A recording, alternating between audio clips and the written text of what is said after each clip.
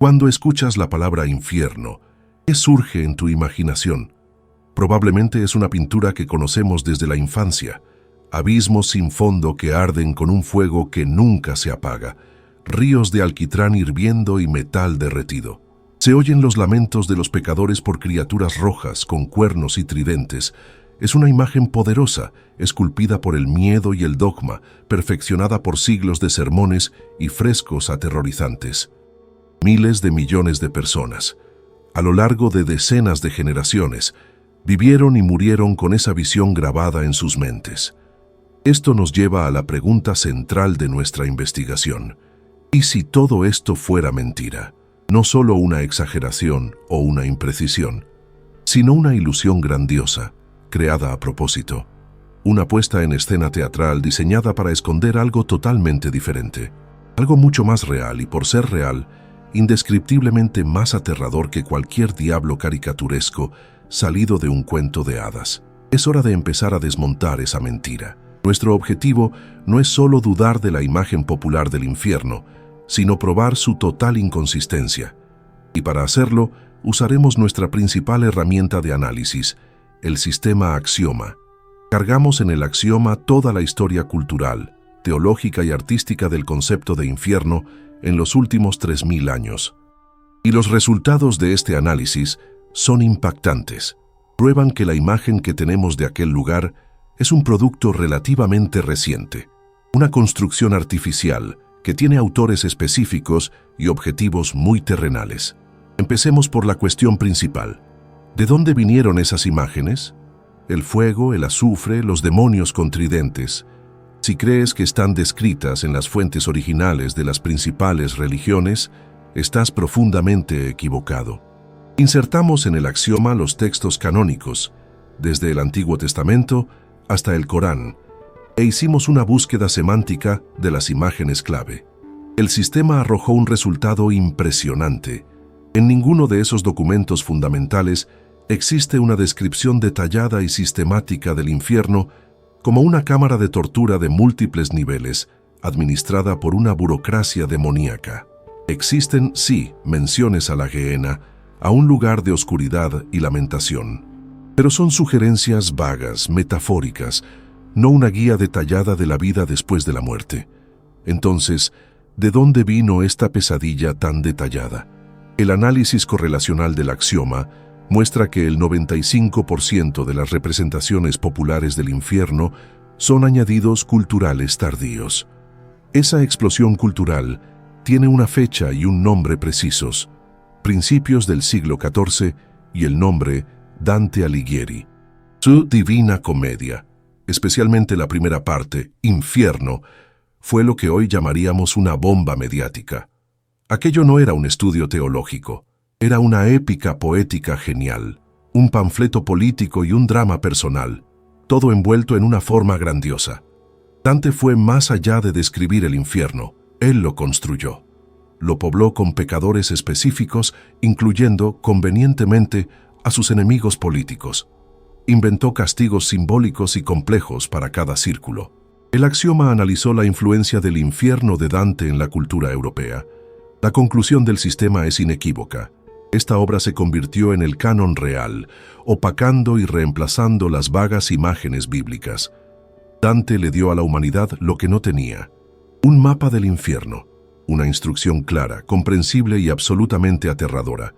Fueron sus imágenes las que artistas como Botticelli y Hieronymus Bosch usaron como base para miles de pinturas, frescos y esculturas.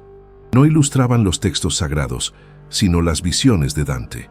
Y cada nueva obra de arte cimentaba esa imagen en el inconsciente colectivo. Generación tras generación, las personas dejaron de separar la ficción poética de la verdad religiosa. La ilusión se convirtió en la realidad. Pero, ¿por qué esta ilusión resultó ser tan necesaria? La respuesta es simple y cínica, y se resume en una sola palabra: control. El miedo es la herramienta más eficaz de control social que existe. Explicarle a un campesino del siglo XIV el concepto abstracto de degradación espiritual era una tarea casi imposible. Ahora, mostrarle una pintura vívida de su vecino, aquel que no le caía bien, hirviendo eternamente en alquitrán, Eso funcionaba de forma inmediata e infalible. El infierno teatralizado físico se convirtió en una poderosa palanca de poder en manos de las autoridades. Insertamos en el axioma 7000 sermones medievales. El análisis temático reveló que, entre los siglos XIV y XVII, la proporción de descripciones de tormentos físicos en el infierno aumentó más del 700%.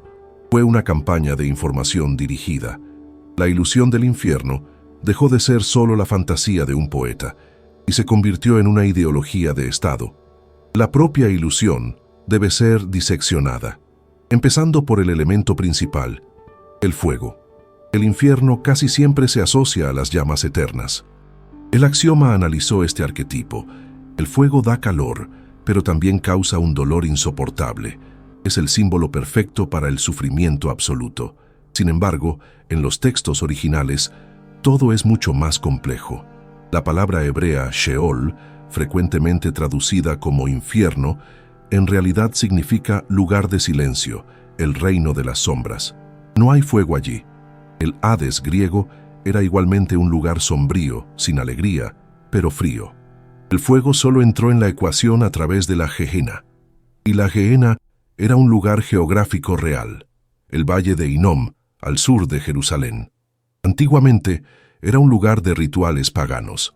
Más tarde se convirtió en el vertedero de basura de la ciudad, donde hogueras quemaban constantemente para consumir los desechos y los cadáveres de animales.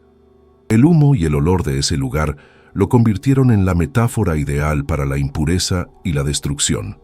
La palabra clave es metáfora. Pero la conciencia humana, perezosa, tomó la metáfora y la interpretó literalmente. El basurero de Jerusalén creció en la imaginación hasta convertirse en la hornalla universal. Y el segundo elemento, los demonios, criaturas con cuernos, pezuñas y tridentes. El axioma cruzó la iconografía de los demonios cristianos con las imágenes de deidades de cultos paganos precristianos. El resultado es asombroso. 87% de correlación. Cuernos, pezuñas y una naturaleza lasciva. Esos son los atributos del antiguo dios griego Pan y de los sátiros, espíritus de la naturaleza y la fertilidad. El cristianismo primitivo estaba en una guerra implacable contra el paganismo, y la táctica más eficaz no era prohibir a los dioses antiguos, sino transformarlos en monstruos, demonizarlos. El dios de los bosques se convirtió en el príncipe de las tinieblas. Fue una operación de propaganda brillante. ¿Y el tridente? Es el símbolo de Poseidón, el dios de los mares. El arma de un poderoso dios olímpico fue rebajada a una herramienta vulgar para pinchar pecadores. La ilusión está muy bien pensada, pero es humana. El infierno de Dante refleja la sociedad feudal, con su jerarquía clara, y sus castigos son solo torturas medievales llevadas al absurdo. La simulación del axioma muestra que la probabilidad de que una estructura tan humana exista en un supuesto mundo espiritual tiende a cero. Pero aquí reside el verdadero peligro de esta ilusión. Sirve como una cortina de humo, un teatro de marionetas que nos distrae de la verdadera naturaleza del infierno. En el siglo XXI, una persona educada puede descartar fácilmente estas imágenes como cuentos de hadas. Y es exactamente ahí donde está la trampa. Al rechazar la caricatura, corremos el riesgo de rechazar también aquello que esconde. Y lo que se esconde allí es una concepción mucho más compleja, sofisticada e inevitable. El verdadero infierno, como nos muestran los datos primarios del axioma, no tiene nada que ver con el dolor físico. Es muy diferente de lo que imaginamos, pues no es un lugar al que eres enviado, sino un estado en el que entras. Es un estado de conciencia, atrapado en un ciclo vicioso, mirándose solo a sí mismo. Una prisión construida con tus propios arrepentimientos, miedos, resentimientos y deseos no satisfechos. Es un ciclo sin fin. Revives, repetidamente, el momento más doloroso de tu vida. Una y otra vez, cometes el error que lo destruyó todo. Una y otra vez, sientes el dolor de la traición o de la pérdida, sin parar, sin la capacidad de cambiar nada, en completo aislamiento. Eso es el verdadero infierno. Se trata de un colapso interno y no de un castigo externo. La entropía de la conciencia. Y el verdugo en esta prisión eres tú mismo. No hay demonios empujándote a un caldero. Tu propio yo, tu ego, tu mente, son al mismo tiempo el verdugo, el caldero y el fuego. ¿Entiendes ahora por qué la ilusión era tan importante? Sustituye un concepto complejo y aterradoramente realista por un cuento de hadas simple y tonto. Un cuento de hadas que es fácil de descartar. Da una falsa sensación de seguridad. No creo en diablos, así que no tengo nada que temer. Pero a las leyes de la física no les importa si crees en ellas o no. Simplemente funcionan. Y las leyes que gobiernan la conciencia funcionan exactamente de la misma manera. Rasgamos el primer velo. Destruimos el escenario. El teatro está cerrado. Los diablos de cartón y el fuego pintado ya no pueden engañarnos. Pero ahora, la verdadera imagen se revela. Y es mucho más sombría. Estamos a punto de investigar el mecanismo real, no su puesta en escena medieval. Para entender ese mecanismo, necesitamos convertirnos en arqueólogos digitales. Activamos el protocolo Arquitectura de la Fuente Original. Nuestra misión es invadir los textos antiguos, penetrar en el núcleo semántico de las palabras que, durante milenios, intentaron describir lo que existe más allá del último aliento. Vamos a analizar 4 conceptos clave de 4 capas culturales distintas. Vamos a analizar el Sheol hebreo, el Hades griego, la Gehenna aramea y el Naraka indio. El axioma analizó las fuentes originales en sus idiomas nativos, con la orden de separar los significados originales de las interpretaciones posteriores. Lo que descubrimos cambiará para siempre tu concepción del infierno. Comenzamos por la capa más antigua, el Antiguo Testamento. La palabra más asociada al inframundo aquí es Sheol. El axioma analizó todas las 65 menciones del Sheol. La conclusión es impactante. En ningún contexto el Sheol es descrito como un lugar de tormento de fuego o castigo por pecados. Eso no sucede ni una sola vez. Entonces, ¿qué es el Sheol? Es el reino de las sombras, un lugar de silencio, un pozo oscuro y profundo bajo la tierra donde todas las almas iban sin excepción, justos y pecadores, reyes y esclavos. El Sheol era el gran nivelador. En él no hay jerarquía, ni recompensas, ni castigos. No hay memoria de la vida terrenal, ni alegría, ni tristeza. Es la antivida. Un estado de vacío informacional total, donde la personalidad se borra. El miedo al Sheol no era el miedo al dolor, sino el miedo a la desaparición final. Ahora, vayamos al mundo antiguo, Grecia. Aquí, el reino de los muertos tiene el nombre de su gobernante, Hades. A primera vista, Hades y Sheol son parecidos. Un reino subterráneo sombrío, lleno de sombras sin alegría. Pero hay una diferencia fundamental, que se convirtió en un punto de inflexión en la historia del infierno. En el modelo griego, por primera vez, aparece la idea de diferenciación. El axioma analizó la evolución de los mitos griegos. La tendencia es clara. De un Hades único para todos, la estructura evolucionó. Zonas especiales aparecieron. Para los grandes héroes, el Elíseo, una especie de paraíso. Y para los mayores villanos, enemigos de los dioses como los titanes o el rey Tántalo, apareció el Tártaro, la fosa más profunda bajo el Hades, un lugar de tormento eterno. Es aquí en el Tártaro donde nace el concepto de sufrimiento consciente y eterno como castigo. Pero es preciso notar que, en el mito clásico, solo unos pocos iban al Tártaro. Era una prisión de máxima seguridad, no un lugar para pecadores comunes. Para el 99,9% de las personas, el destino seguía siendo el mismo Hades gris y sin alegría. ¿Cuál es la importancia de esto? En el siglo III a.C., sabios judíos tradujeron el Antiguo Testamento al griego. Esta traducción es la Septuaginta, y enfrentaron un problema sobre cómo traducir Sheol. Eligieron el análogo griego, Hades. El axioma identifica este momento como el punto de contaminación semántica. Los dos conceptos se fusionaron. El Sheol, neutro y único para todos, fue manchado con los tonos sombríos del Hades. Y lo más importante, absorbió la idea de la posibilidad de castigo en una zona especial, el Tártaro. La semilla estaba plantada. Pero faltaba el elemento principal para el infierno. Faltaba el fuego. Y aquí entra la Gehenna. Como dijimos, la Gehenna era un lugar real, el Valle de Hinnom, el basurero de Jerusalén. El axioma recreó su imagen psicohistórica. Para los oyentes de aquella época, la Gehenna era una metáfora para el fin absoluto, la profanación, la destrucción total. Era donde la basura y los cuerpos de criminales indignos de sepultura eran quemados. Cuando Jesús usó la imagen de la Gehenna de fuego, sus oyentes sabían de qué estaba hablando. Él no estaba describiendo un lugar de tortura eterna. Usó la imagen más fuerte que conocían para la aniquilación completa. Lo que es arrojado a la Gehenna no sufre para siempre. Arde, se vuelve ceniza, desaparece. Era un símbolo de la muerte espiritual, pero con el tiempo, bajo la influencia de la idea griega del Tártaro, la metáfora fue reinterpretada literally. El basurero de Jerusalén se transformó en la cámara de tortura universal, pero este modelo era el único. Lejos de eso. Vayamos a Oriente, encontramos allí la concepción de Naraka, en el hinduismo y en el budismo. A primera vista, es muy parecido. Textos describen infiernos calientes y fríos con tormentos complejos. Pero existen dos diferencias fundamentales. La primera diferencia es que Naraka no es eterno. El alma va allí por un tiempo definido para agotar su karma negativo.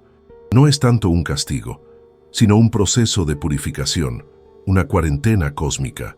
La segunda diferencia es que no hay un juez externo. El sistema es automático, basado en la ley impersonal de causa y efecto. El axioma compara esto con la física. Si sueltas una piedra, cae no por un castigo del dios de la gravedad, sino simplemente porque esa es la ley. De la misma forma, una conciencia llena de ira después de la muerte cae en una realidad de sufrimiento porque su densidad vibracional corresponde a aquel lugar. ¿Qué nos muestra esta arqueología? Revela 4 planos originales, 4 conceptos distintos. El Sheol era sobre el olvido total. El Hades introdujo la idea de separación. La Gehenna era un símbolo de destrucción final. Y el Naraka traía el concepto de purificación temporal. Ninguna de ellas describe el infierno que conocemos. El axioma entonces sintetizó estos 4 conceptos, buscando un denominador común, y lo encontró. El principio fundamental no es el fuego, ni el dolor, ni los demonios. El principio es la separación. Separación de la fuente de la vida, separación de la luz, separación de la armonía, separación de la realidad.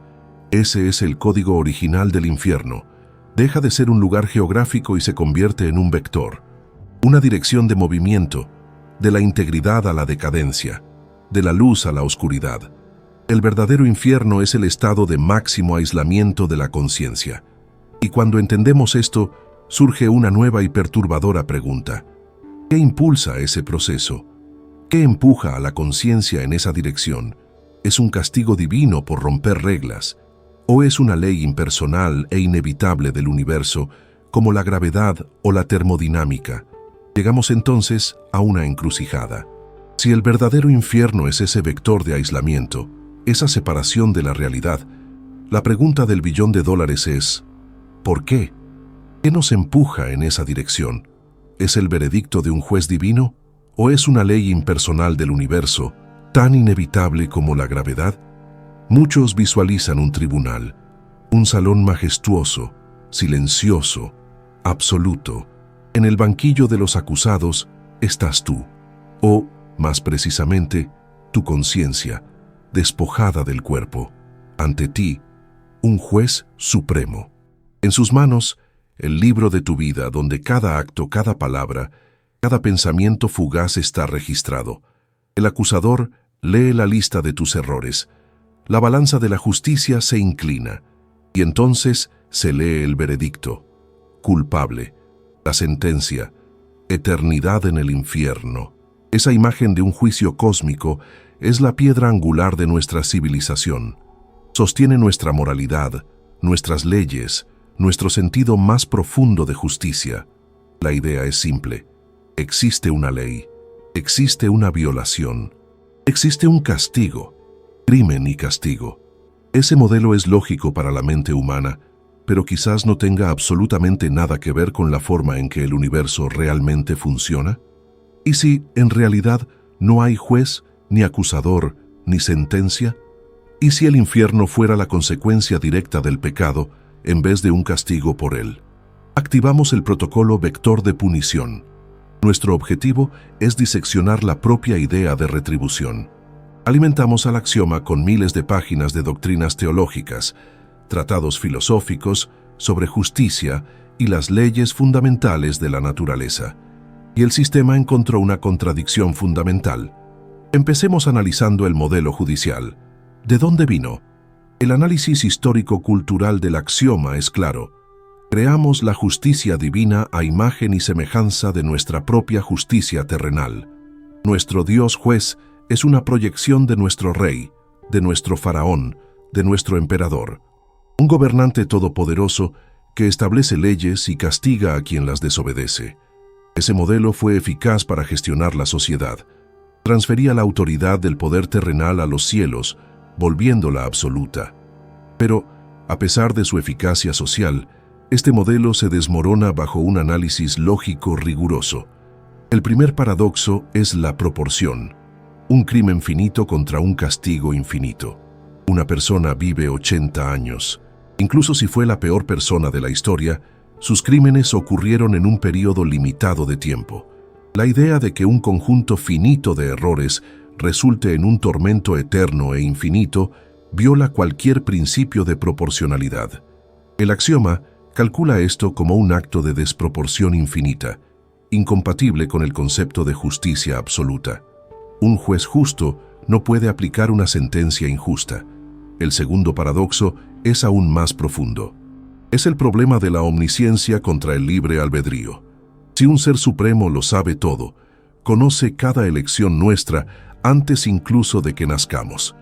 Conoce el resultado de nuestra vida en el momento de nuestra concepción. En tal sistema, hablar de verdadera libertad de elección se vuelve extremadamente difícil. Pero si no hay libertad real, no puede haber responsabilidad real. Castigar a un mecanismo programado por ejecutar su programación es un absurdo. El axioma demuestra que los teólogos intentan resolver esto desde hace siglos, pero es insoluble dentro del modelo judicial. Estas fallas lógicas indican que estamos lidiando con una metáfora simplificada, no con una descripción de la realidad. El universo opera por las leyes de la física y no por las leyes de un tribunal humano. Y aquí llegamos al modelo alternativo, que el axioma define como el modelo causal o físico. Es como estar al borde de un precipicio. Das un paso adelante, caes. ¿Alguien te castigó por dar ese paso? ¿Hubo un juicio que te sentenció a la caída? De ninguna manera. La caída sucede como una consecuencia directa e inevitable del paso, dictada por la ley impersonal de la gravedad. No se trata de un castigo. A la ley de la gravedad no le importa si eres una persona buena o mala. No juzga tus intenciones, simplemente funciona. Ese mismo principio se aplica cuando cambiamos dar un paso del precipicio por un acto lleno de odio. Y vamos a cambiar la ley de la gravedad por la ley de causa y efecto para la conciencia. Una ley que en Oriente es llamada karma. Toda acción genera una reacción igual y opuesta. Cada pensamiento tuyo, cada palabra es más que un evento. Es una emisión de energía con una calidad específica, una vibración específica. Y esa energía no desaparece en la nada. Cambia dos cosas: el mundo a tu alrededor y, más importante, cambia la fuente de esa energía. Te cambia a ti. La neurociencia moderna nos da un modelo físico perfecto de este proceso. La neuroplasticidad. Cuando practicas habitualmente la ira, las conexiones neuronales en tu cerebro que responden por la ira se fortalecen. Se vuelve más fácil y más habitual sentir ira en el futuro. Literalmente pavimentas en tu sistema nervioso un camino para la ira. Cambias la arquitectura de tu cerebro. Literalmente te transformas en la propia ira. Lo que sucede es el resultado fisiológico directo de la ira, no un castigo por ella. El axioma simuló este principio, extrapolándolo más allá del cuerpo físico. Si la conciencia sobrevive al cerebro, mantiene su estructura, sus hábitos, sus caminos pavimentados. Una conciencia que pasó la vida entera cultivando odio, envidia y miedo, no es enviada a un lugar lleno de esas energías, porque ella misma se convierte en ese lugar. Eso es el infierno, que funciona como un sistema interno, autosostenible, operando por sus propias leyes, y no como una prisión externa. En ese modelo, el propio significado de pecado cambia. En vez de ser la violación de un artículo en un código penal divino, el pecado es una acción que perjudica en primer lugar a quien la practica. Es un veneno espiritual. Cuando tomas un veneno, tu sufrimiento subsecuente es la consecuencia bioquímica directa de tu acto y no un castigo. De la misma forma, el odio, la mentira, la crueldad son venenos para la conciencia. Destruyen su estructura. El infierno es simplemente la etapa crónica de este autoenvenenamiento. Destruimos la idea de castigo externo. La sustituimos por la idea de consecuencia interna. Mas esto genera una nueva y aún más profunda pregunta. Si el infierno es un estado de conciencia autosostenible, atrapado en sufrimiento, ¿cuál es exactamente la naturaleza de ese sufrimiento? Si no hay fuego físico ni demonios, ¿qué es exactamente lo que atormenta al alma? ¿Cómo es, de hecho, la sensación de ese colapso interno?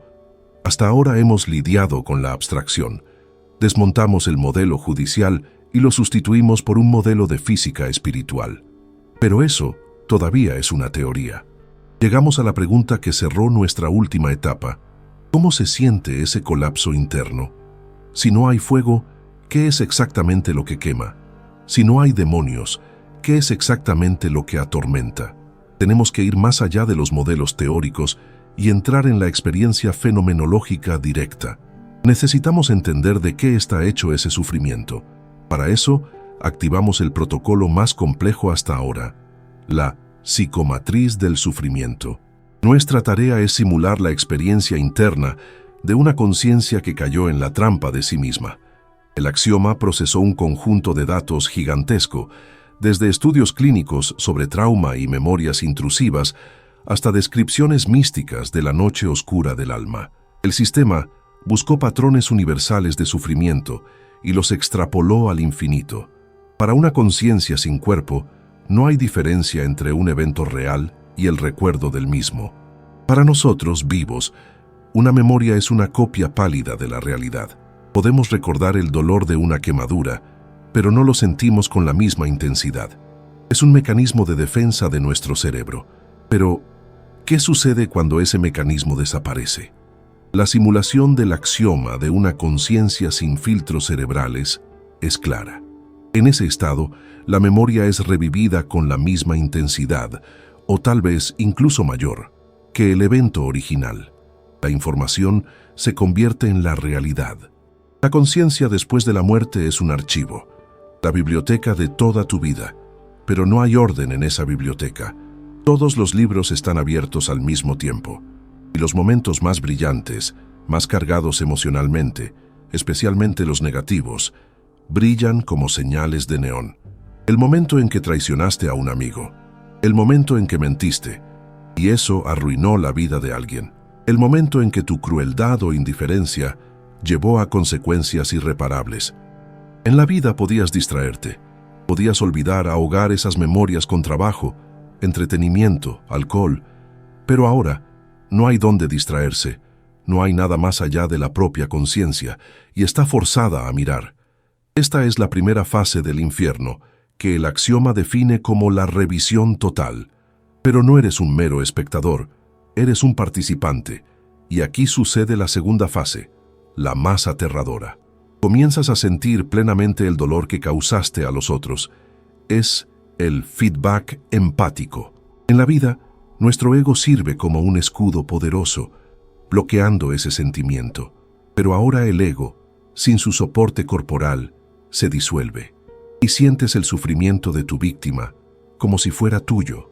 Sientes la humillación de aquel que insultaste, el desespero de aquel que engañaste, el dolor de aquel que heriste, y eso se repite una y otra vez. Esto nos lleva a la tercera fase, el bucle del arrepentimiento. La conciencia no solo revive el pasado, intenta desesperadamente cambiarlo. Cada vez que se encuentra dentro de la memoria traumática, grita: esta vez voy a actuar de forma diferente. Te ves a punto de decir aquellas palabras crueles y fatales e intentas detenerte a ti mismo, pero no puedes. El guión ya fue escrito. Las pronuncias nuevamente. Ves el dolor aparecer en el rostro de la persona amada, y tu conciencia actual se parte de desesperación. Pero no puedes cambiar nada. Estás atrapado como un actor en una obra que tú mismo escribiste, y cuyo final es siempre una catástrofe. El axioma compara este mecanismo con un archivo corrupto en un disco duro, que el sistema intenta leer una y otra vez, trabándose siempre en el mismo lugar. Es un ciclo informacional sin salida, y en ese ciclo nace el sentimiento más agonizante de todos, el arrepentimiento impotente, el «si tan solo». Esa frase se convierte en el combustible para el fuego eterno. Un fuego no físico, sino psicológico. Aunque es un modelo teórico poderoso, la cuestión de la evidencia empírica permanece. ¿Será que existen testigos? Activamos el protocolo anomalía de los testigos. Existen decenas de miles de historias documentadas de personas que pasaron por una muerte clínica. Son las llamadas experiencias cercanas a la muerte, o SM. La mayoría describe luz y bienaventuranza, pero hay un lado más sombrío. Un porcentaje menor de personas relata viajes de profundo sufrimiento. Por mucho tiempo, estas historias fueron descartadas como alucinaciones por falta de oxígeno en el cerebro. Pero, ¿y si hay un patrón en ese caos? Cargamos en el axioma más de 3.000 de estos casos negativos, quitando todo el barniz cultural. Se le instruyó al sistema que ignorara interpretaciones como «vi demonios» y se enfocara solo en los fenómenos descritos, las emociones, las sensaciones, los estados de conciencia. Y lo que el sistema encontró es la confirmación más fuerte de nuestro modelo. El primer patrón, presente en casi el 80% de los casos, es la revisión de la vida con feedback empático. Testigos, uno tras otro, describen cómo fueron forzados a revivir cada momento en que lastimaron a alguien, pero desde la perspectiva de la otra persona. Un relato típico es el de un padre que le gritaba a su hijo. En la experiencia, no solo vio la escena, se convirtió en el hijo. Sintió el miedo del niño, la forma en que su corazoncito se encogió. Cada lágrima que su hijo derramó por causa de él, la sintió como suya. El segundo patrón encontrado es el ciclo de angustia. Muchos describen haber caído en un espacio donde el mismo evento o sentimiento se repetía infinitamente. Estar atrapado en una habitación con nada más que el sentimiento de soledad absoluta, por una eternidad. Esto refleja perfectamente nuestro modelo del bucle del arrepentimiento y del aislamiento. La teoría y los datos prácticos convergen. El infierno no es una invención, es un fenómeno real y observable, una condición post-mortem posible. Y su arquitectura es exactamente como habíamos previsto, confirmando que se trata de un colapso interno y no de un castigo externo. Pero esta convergencia plantea la cuestión más crítica de todas. Si el infierno es un sistema autosostenible y cíclico, ¿existe una salida? ¿O la sentencia es final? Descendimos hasta el fondo. Confrontamos la arquitectura del infierno psicológico, un sistema cíclico, autosostenible, donde la conciencia queda atrapada en un bucle infinito de su propio arrepentimiento y dolor. Vimos cómo los relatos de experiencias cercanas a la muerte confirman este modelo de feedback empático y aislamiento total. Y ahora, estamos parados ante el portón de esta prisión. La teoría y la evidencia práctica convergieron y plantean la cuestión más aterradora de todas. Si el infierno es una singularidad de la conciencia, un sistema cerrado, ¿existe una salida? ¿O el veredicto es para siempre? Esa pregunta dividió a religiones y filósofos por milenios. La respuesta a ella define nuestra comprensión de justicia, misericordia y el propósito final de la existencia. ¿Es el universo un sistema donde algunas almas son salvadas y otras son eternamente maldecidas? ¿O es un sistema dinámico donde incluso la caída más profunda es solo parte de una jornada más larga? Activamos el protocolo salida. Nuestra misión es conducir un análisis frío de las varias teorías de salvación. Cargamos en el axioma todas ellas, desde el dogma de la eternidad de los castigos hasta la controvertida doctrina de la restauración universal. El sistema evaluará la coherencia lógica de cada modelo, con base en la física del alma que ya establecimos. Empecemos con la doctrina más sombría y dominante en Occidente, la eternidad del tormento. La idea es simple y brutal. Después de la muerte y el juicio, el alma del pecador va al infierno, para siempre, sin derecho a apelación, sin oportunidad de corrección y sin ninguna esperanza. El axioma realizó una prueba de estrés lógico a esta doctrina. Esta doctrina falla en múltiples parámetros. Para empezar, entra en conflicto directo con el atributo de un Dios que sería la bondad absoluta. Si Dios es amor absoluto, ¿cómo puede permitir la existencia de una tortura eterna y sin sentido para su propia creación? Cualquier padre terrenal, con el mínimo de compasión, eventualmente perdonaría a su hijo. La idea de que la misericordia humana pueda ser superior a la divina es una paradoja lógica. Además, entra en conflicto con la idea de omnipotencia. Si Dios es todopoderoso, su voluntad debe, al final, cumplirse en todo el universo. La existencia de un infierno eterno, como un reino autónomo de mal y sufrimiento, significa que la voluntad de Dios no es absoluta. Esto crea una imagen dualista del mundo, donde el bien y el mal están en equilibrio eterno, lo que contradice la propia base del monoteísmo. Y quizás lo más importante, es un conflicto de propósito. ¿Cuál es el sentido de un castigo eterno? Cualquier castigo razonable tiene uno de dos objetivos: corregir al criminal o proteger a la sociedad de él. El tormento eterno no corrige, porque no da ninguna oportunidad de cambio, y no protege, porque la sociedad de los salvos ya estaría segura. Tal castigo se vuelve puro y sin sentido sadismo. El axioma la define como sin propósito final.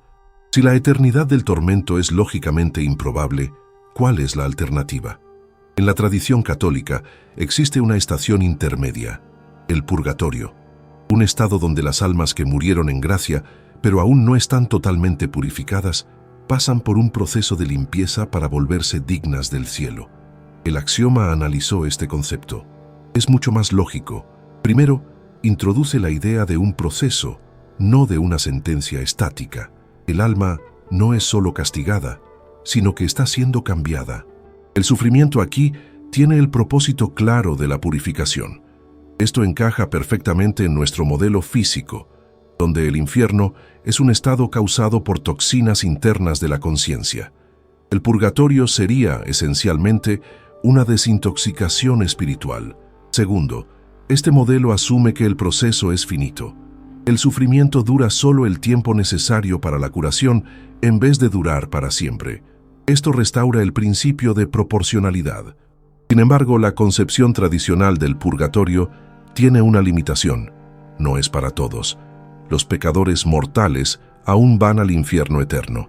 El purgatorio resuelve el problema de los pequeños errores, pero no el problema de los grandes. Necesitamos ir más profundo. Y aquí encontramos las ideas más radicales. Ya mencionamos el Naraka oriental, donde el infierno es una larga, pero temporal, fase de aprendizaje. Pero una idea similar existió en el corazón del cristianismo primitivo. Es conocida como apocatástasis o la restauración universal. Fue defendida por grandes pensadores como Orígenes y Gregorio de Nisa.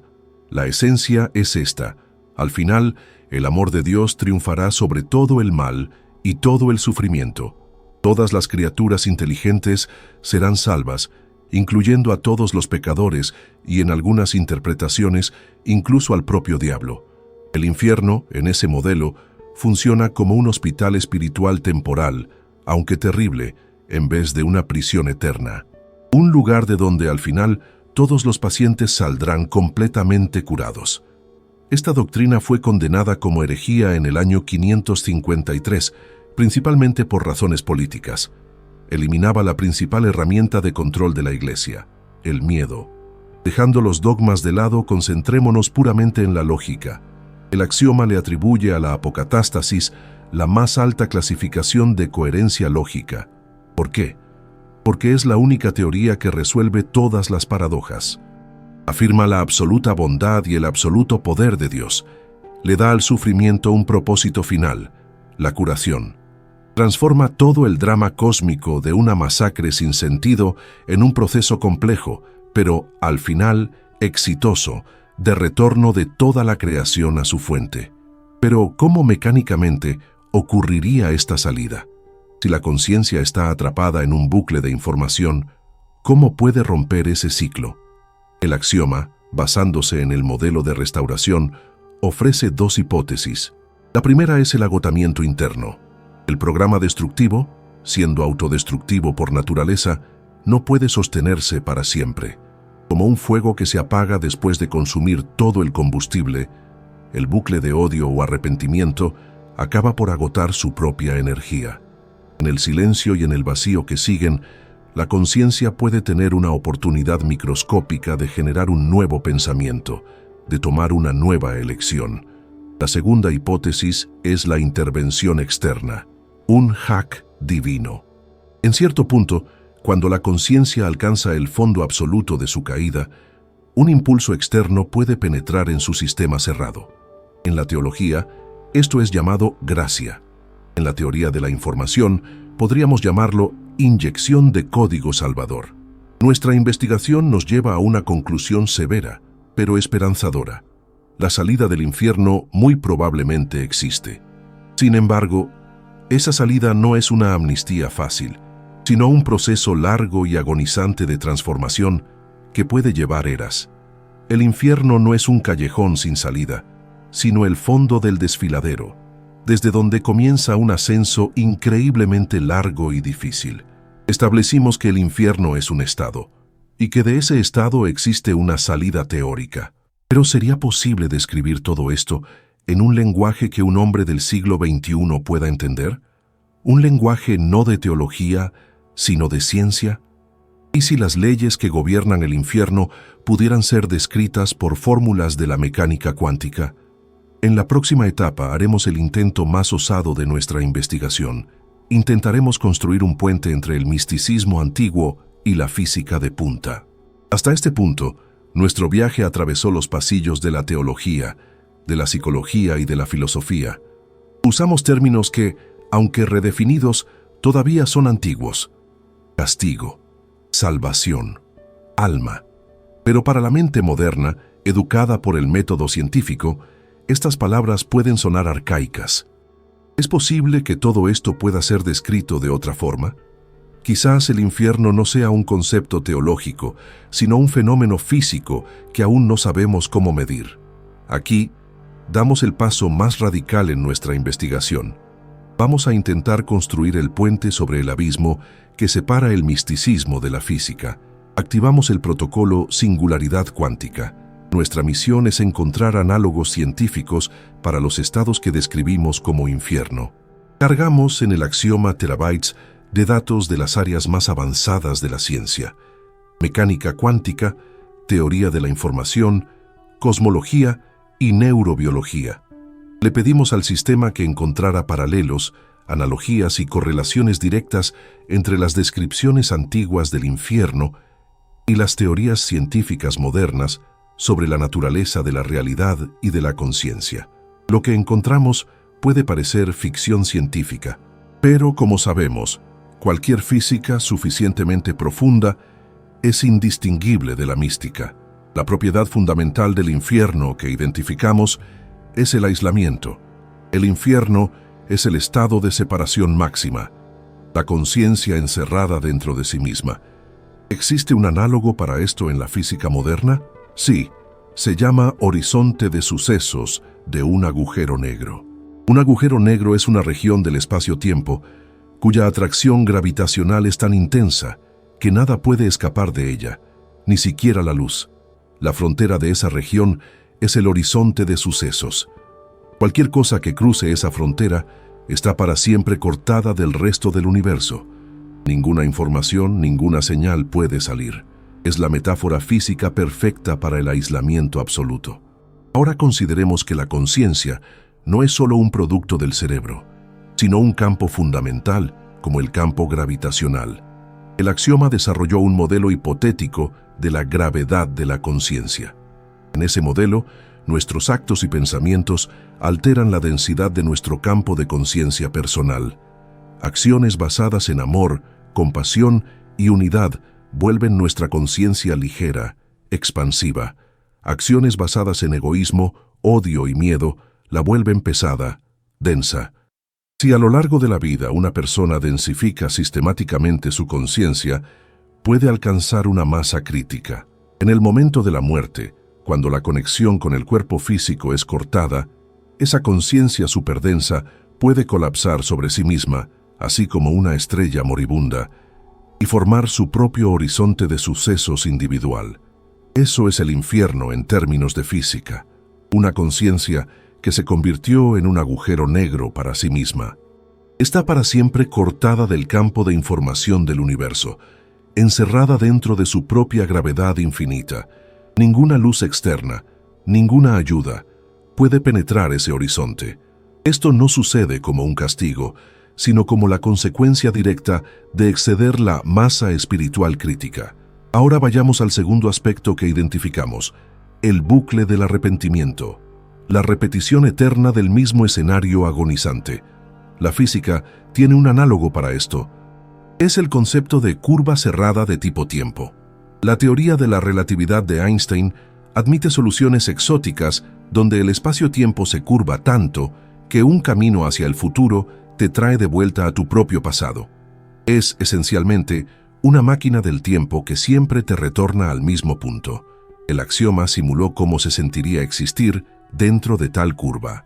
La conclusión sería un déjà vu sin fin. Revives el mismo momento una y otra vez, quizás plenamente consciente de que ya estuviste allí. Intentas actuar de forma diferente, pero no puedes, porque tu próxima acción ya está determinada por tu aparición anterior en ese mismo punto. Es la descripción científica perfecta del tormento psicológico que definimos.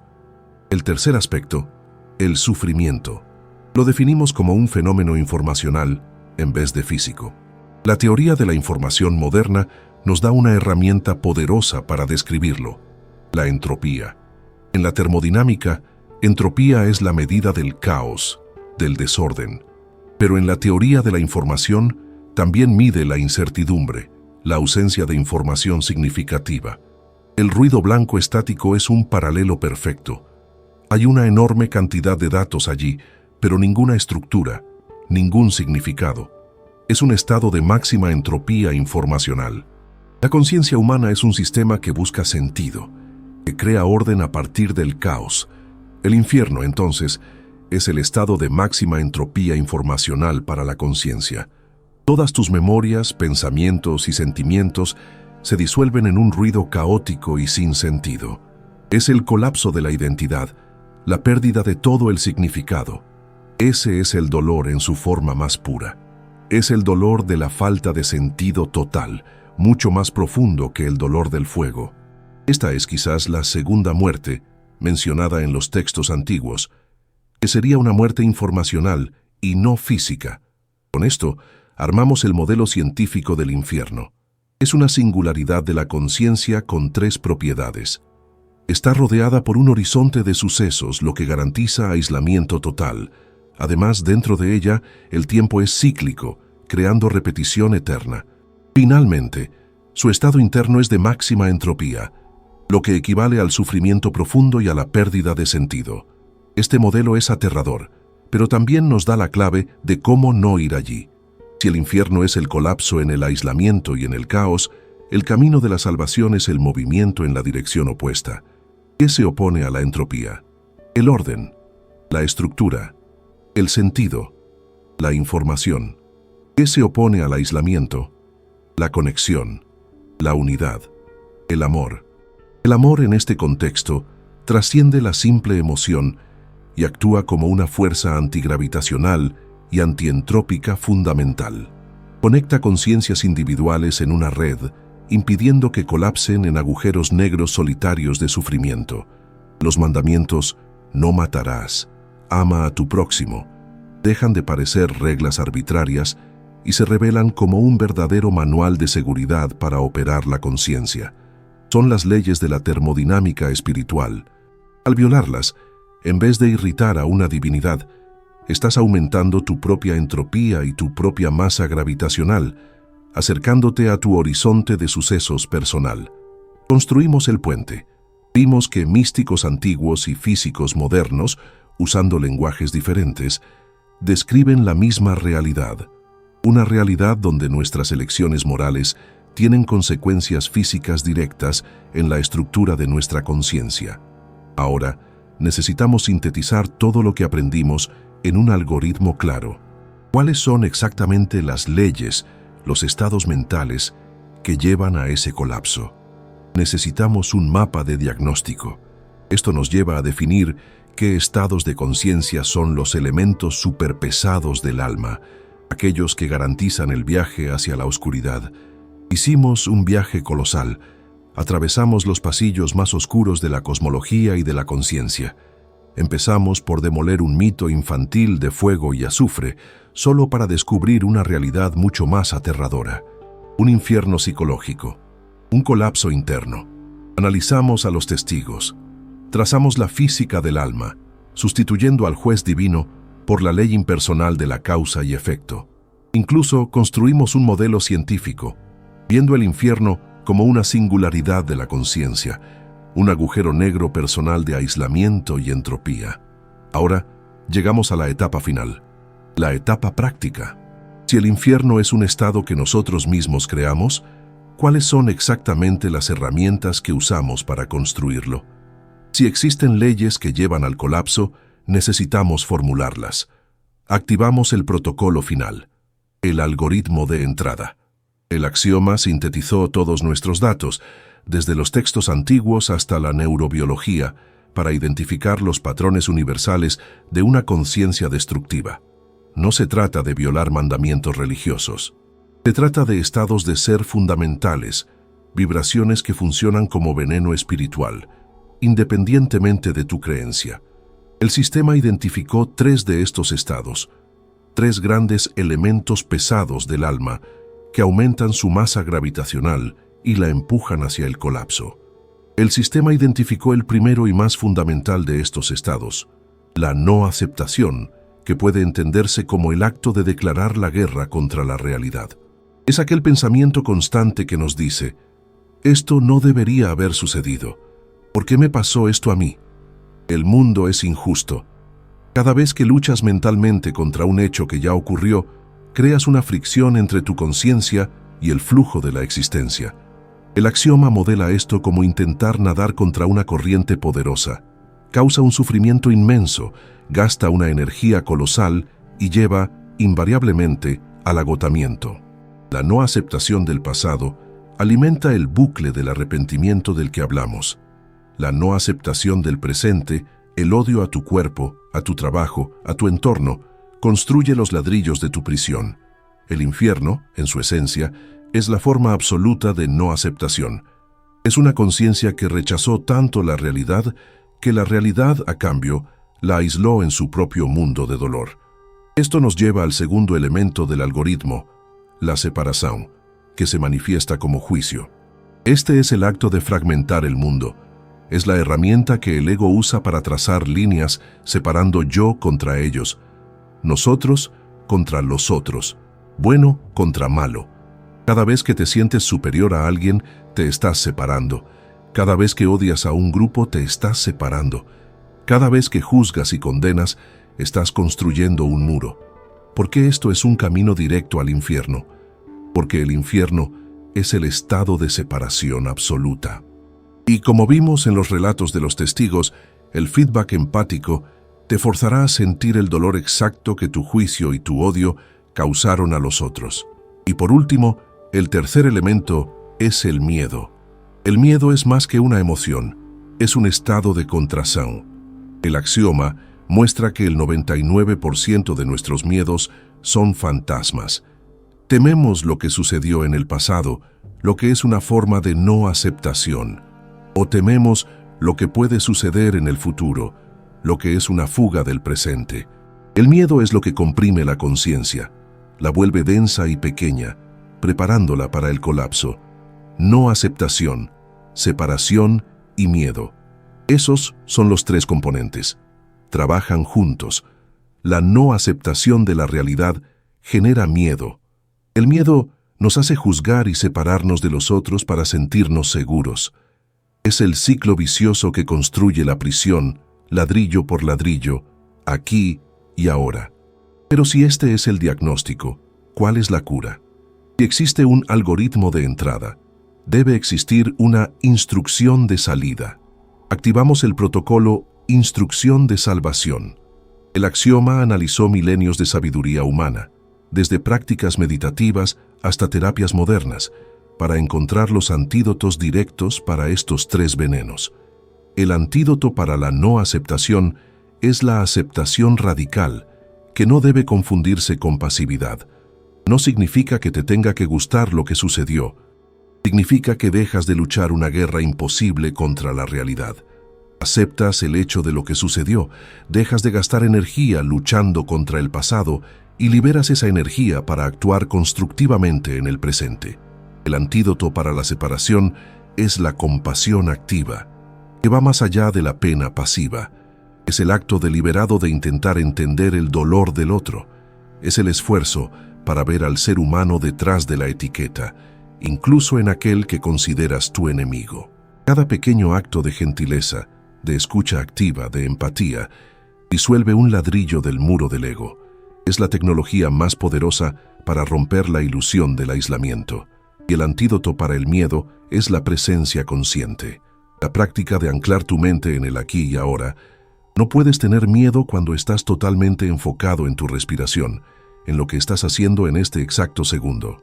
La presencia consciente quita el poder de los fantasmas del pasado y de las proyecciones del futuro. Expande la conciencia en vez de contraerla. Aceptación, compasión, presencia. Este es el trabajo.